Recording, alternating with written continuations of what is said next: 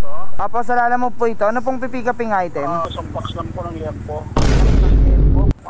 Okay po, sige po, punta na po ako. Okay, thank you, Sige po, salamat. Nakakuha akong booking dito sa San Pedro, mga katulala, no? Bali liempo to. Hindi ko natanong kung ano, tuba o hindi. Pero sabi, isang box, baka siguro frozen to. Puntahan na lang natin para malaman natin. Dito ba yun? Tao po! Tao po! Ay, boss. Anong ano to, frozen, sir? Frozen na, ano? Dito, pwede dito? 162. Okay na po to? Okay na po to. Thank you po, sir. Salamat sa tip. Okay. Sige po. Po. Mismong store, sir, ng Mr. Lempo sa San Andres Bukid. Okay po. Sige po, sir. Salamat sa tip, sir. Salamat.